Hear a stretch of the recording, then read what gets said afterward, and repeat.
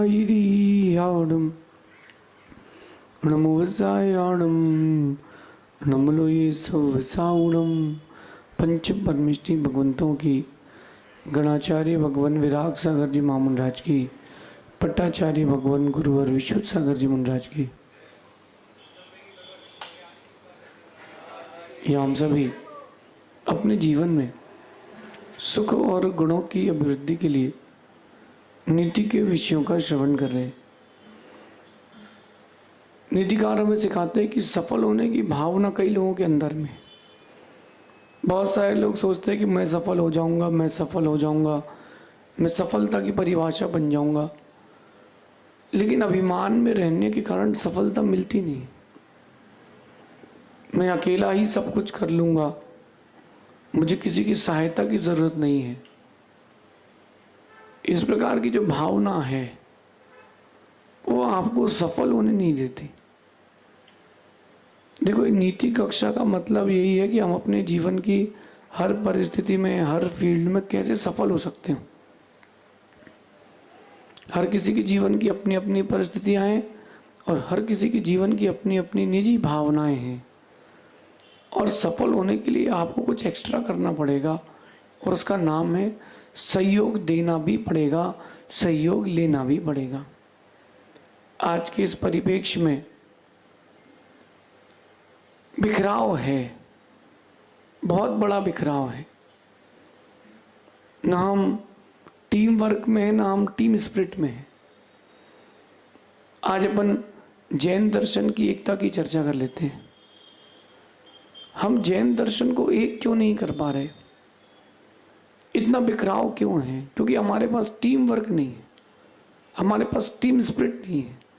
हमारे पास जैन दर्शन में सब कुछ है, बस एक कमी है, हमारे पास एकता नहीं है। हम अपने क्षेत्र नहीं बचा पा रहे, नहीं हम अपने गुरुओं की रक्षा कर पा रहे हैं। आए दिन जहाँ देखो वहीं एक्सीडेंट हो रहा है, आए दिन जहाँ देखो आप अराजकता हो रही है। कहीं कोई मंदिरों पर कब्जा कर रहा है तो कहीं कोई आपके मंदिर तोड़ रहा है। कारण क्या है? हम जैन एकता से बहुत दूर हैं।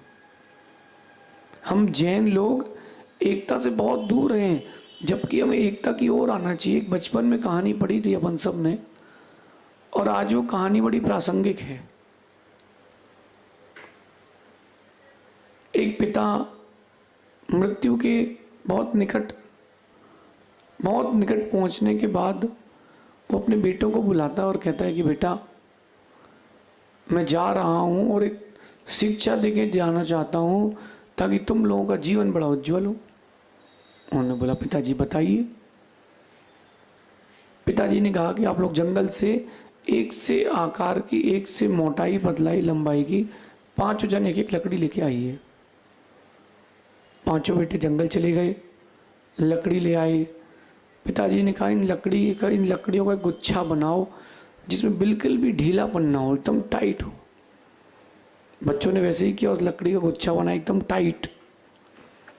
इसके बाद पिताजी कहते हैं बड़े बेटे से कि इसको तोड़ो, उस गुच्छे को तोड़ो।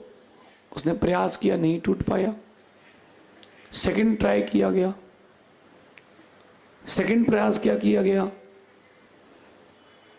दूसरे नंबर के भाई ने उसको तोड़ने का प्रयास किया, वो भी नहीं कर पाया। क्रम से 5 भाइयों ने प्रयास किया, लेकिन वो उस लकड़ी को तोड़ नहीं पाए। अब क्या था? पिताजी ने कहा कि बेटा एक काम करो, रस्सी को काटो और 5 जन अलग अलग लकड़ियां ले लो, इसको तोड़ो। उन्होंने अपने घुटने से लगाकर ऐसे खींची, तुरंत टूट गई। पिता ने उनसे कहा कि बेटा, तुम घर परिवार की रक्षा करना चाहते हो, आपस में प्रेम की रक्षा करना चाहते हो, तो बिखरे मत रहना, समेट के रहना। तुम बिखरे रहोगे तो कोई भी तोड़ जाएगा, और तुम एक रहोगे तो कोई तुम्हारे ऊपर आंख उठा के नहीं देख पाएगा। मैं भी ये कहना चाहता हूँ, हम जैन हैं। आप किसी भी जाति की हो, उससे मुझे कोई फर्क नहीं पड़ता, लेकिन मैं आज विशेष करके जैनों से कह रहा हूँ कि आप जैन हैं, कम से कम एक जैन एकता तो बना के रखें। बाहर की फॉरेन बॉडी आपको इफेक्ट ना कर पाए।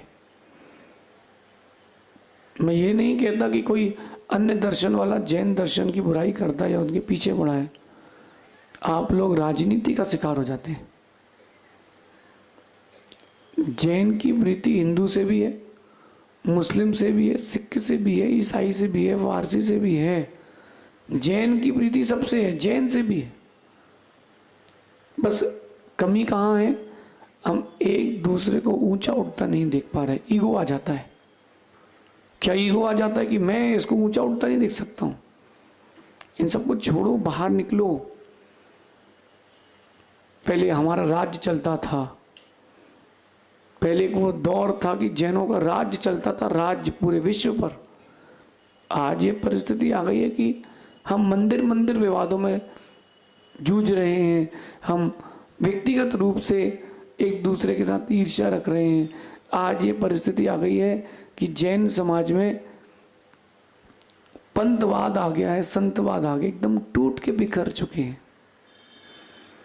एकता नहीं होगी तो कोई भी तुमको तोड़ के चला जाएगा, रौंद के चला जाएगा। ध्यान रखना कि यहां पर अगर एक हिरन हो या एक भैंस, बड़ा वाला भैंसा, जंगली भैंसा हो और सामने से शेर आ रहा हो, उसका शिकार पक्का है और यहां का झुंड है, तो शिकार नहीं हो पाएगा। मैंने एक दृश्य देखा था, स्कूल से जब लौटते थे तो डिस्कवरी चैनल लगा के बच्चे खाना खाते थे।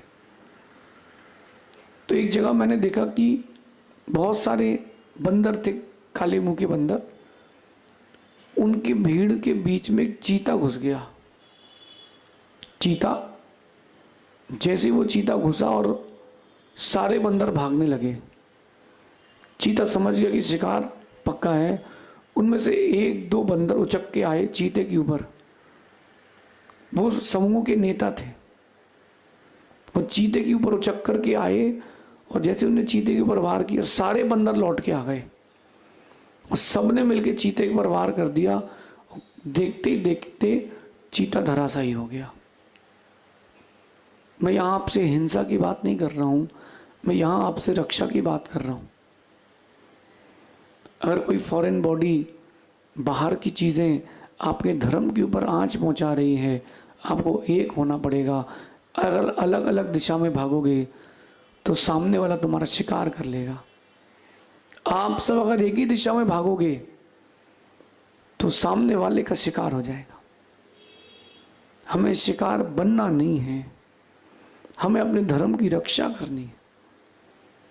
कैसे आप कर पाएंगे धर्म की रक्षा? एकता से। कोई और ऑप्शन है ही नहीं, सेकंड ऑप्शन आपके पास लाइफ में है ही नहीं। Just a single option is there for you. हमें एकता का प्रतीक देना है। मंदिर की हमारी पूजन पद्धति हमारी, उसमें कोई चेंज मत करो, कोई लड़ाई झगड़ा मत करो। चाहे आप दिगंबर हो, चाहे श्वेतांबर हो, तेरापंथी हो, स्नातकवासी हो, स्थानकवासी हो, किसी भी गच्छ के हो, किसी भी संत को मानने वाले हो, सबको मानो। आप जिसको मानते हो उसको मानो, मैं कोई मना नहीं करता हूँ। घर के अंदर आप अलग अलग जातियों में रहो, बड़जात्या रहो, सिंगई जी रहो, बाजल जी रहो, सोनी जी रहो, अग्रवाल जी रहो। घर के अंदर आपको जो रहना रहो, बाहर निकल करके भगवान महावीर के अनुयायी जैन बन के रहना। ये आज मैं आपको एकता की नीति इसलिए दे रहा हूं क्योंकि इसी एकता की नीति से हर बार सफल हो जाता है। अकेले रहकर कभी सफलता मिल सकती, कभी नहीं मिलेगी, लेकिन एकता के साथ रहोगे हर बार सफलता मिलेगी। दुनिया में किसी की ताकत नहीं है कि वो तुमको हरा पाए।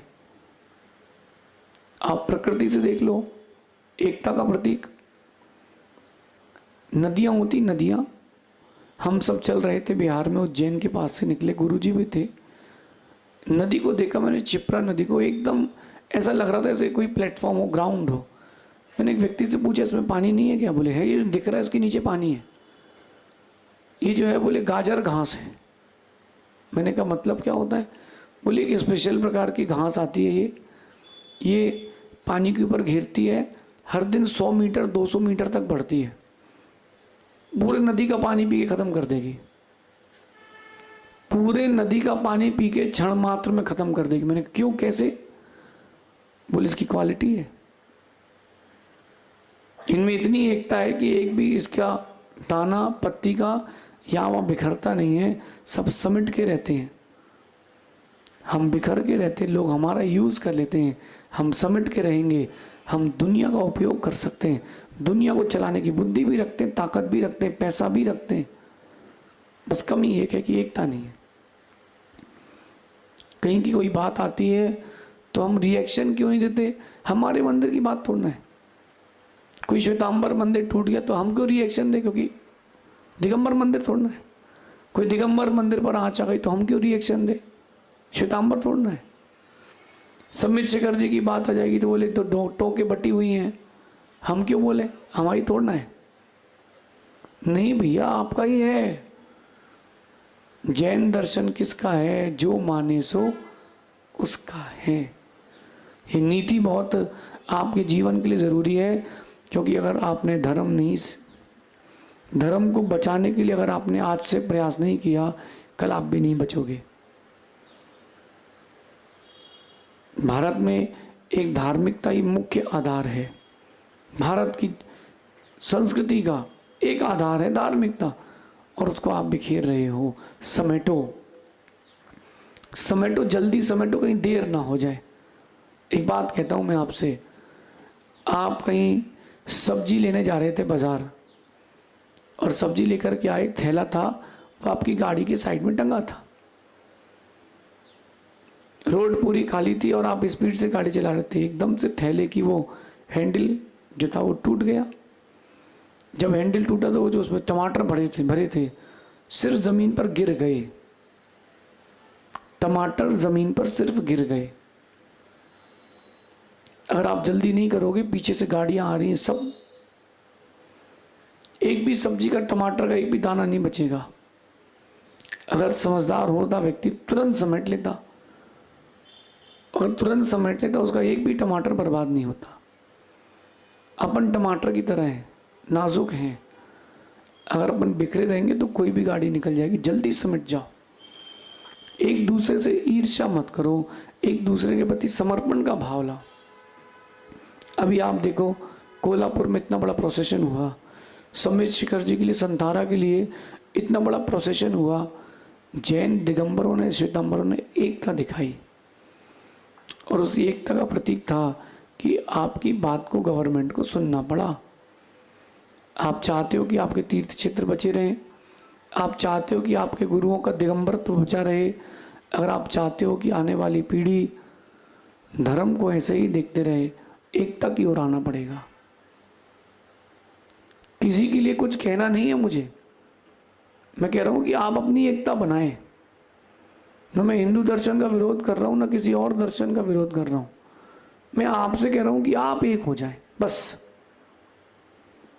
अकेले व्यक्ति को कोई भी ठोक ठाक के चला जाता है, समूह में रहो तो कोई हाथ नहीं लगा पाता है। आज समाज की स्थितियां बड़ी विकृत हो गई हैं। निजी ईगो, अगर कोई अपन एक संस्था बना देते हैं, दिगंबर श्वेतांबर की जॉइंट ईगो, कि मैं इसका अध्यक्ष बनूंगा दिगंबर, एक बोलेगा कि मैं बनूंगा अध्यक्ष, मैं श्वेतांबर। नहीं,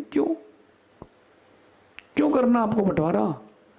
आप ये देखो कि सबसे पहले हम जैन हैं, सबसे पहले हम जैन हैं। ये एकता अगर आपके अंतरंग में आ गई, व्यापार में इतनी सफलता मिलेगी आप सोच नहीं पाओगे। एक यूनियन बनाओ, एक अपना समूह बनाओ, उसमें एकता के साथ जीवन जियो।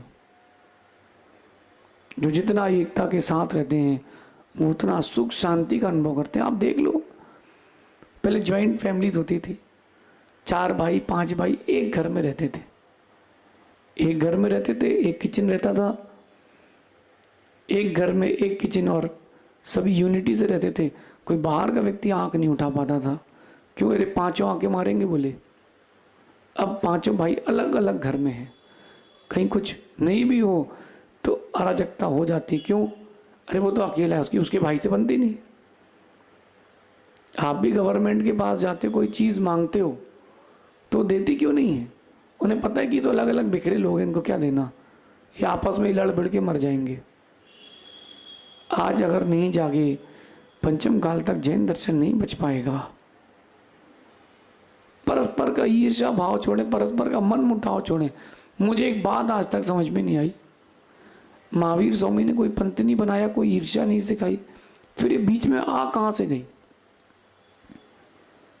मैंने जो बोल दिया वही होगा, मैंने जो सोच लिया है वही होगा। यही आपका अहंकार आपके दर्शन को खा रहा है। यही अहंकार, यही दर्शन आपके दर्शन को खा रहा है, ये अहंकार नहीं। अगर कोई अच्छा काम कर रहा है तो उसको आगे बढ़ने दो ना, क्या दिक्कत है? टीम स्पिरिट लाओ। अगर समाज में कोई व्यक्ति अच्छा काम कर रहा है, उसकी टांग क्यों खींचो? एक जगह मैं कार्यक्रम में गया तो मैंने देखा कि एक ही वर्ग के लोग दिख रहे हैं, दूसरे वर्ग के लोग नहीं दिख रहे। मैंने पूछा, भैया हमको जब श्रीफल चढ़ाने आए थे तो बहुत लोग थे, अभी मैं यहाँ पर आया हूँ तो बहुत कम लोग हैं। बोले, महाराज जी अभी हमारे यहाँ इस जाति की समाज के लोग आए हैं, क्योंकि वही आपको लेकर के आए। जिस दिन आप दूसरी जाति वाले जो आएंगे वो लेके आएंगे, तब वो लोग आएंगे। चौका भी हम लोग नहीं लगाएंगे अभी, क्योंकि आपको वो लोग लेके आए हैं। मैंने कहा, भैया कोई भी लेके आया हो, आए तो तुम्हारे गुरुजी है ना। आज जो दिगंबर श्वेतांबर आदि में जो भेद था वो वापस प्रीति की ओर आ रहा है। मैं मानता हूं भेद कभी नहीं मिटेगा, जो भेद बन चुका है वो मिटेगा नहीं। बाल्मीकि पर गठान लग चुकी है, वो खुलेगी नहीं। कोई बात नहीं, कम से कम एक तो बन के रह सकते हैं। मंदिर के अंदर अपनी अपनी परंपराओं का पालन करें, मंदिर के बाहर आए, हम एक हो जाएं। एक अंदर विष जहर घोल दिया गया पंथों का। कसाई लोग आए, पंथ बना करके चले गए, साधु का वेश धारण करके। और अगर आपने साधु बनने के बाद भी पंथों को प्रचार किया तो अपन साधु किस बात के? साधु का काम होता है एक करके जाना। आज मैं आपसे उम्मीद करता हूं कि इस नीति को सुनने के बाद आप अपने अंदर एकता लाएंगे, व्यापार में भी, परिवार में भी, समाज में भी। ये मत देखना कि कौन कौन से पंथी का है, कौन से पंथ का है। आप तो देखो, सब भगवान आत्मा है, हम सब एक हैं, हम सब एक हैं। चाहो तो प्रैक्टिकल कर लो आप। माना कि अंगूठा नहीं है आपका, अब भोजन करके दिखाओ, चम्मच कैसे पकड़ोगे? चिंगली को हटा के देख लो, कैसे रोटी बनाओगे, कैसे क्या उठाओगे? बीच की उंगली हटा के देख लो। सारी उंगलियां बहुत ज़रूरी हैं। एक उंगली का पोरा भी कट जाए तो लाइफ डिस्टर्ब हो जाती है। एक दांत टूट जाए तो चने वहीं वहीं घुसते हैं। अगर आप बिखर गए तो चने वहीं वहीं घुसेंगे। आप सभी अपने इस जीवन में एकता को धारण करें। एकता से ही धर्म की रक्षा है और एकता से ही सर्वत्र सफलता है। शेष आगे देखेंगे। भगवान महावीर स्वामी की।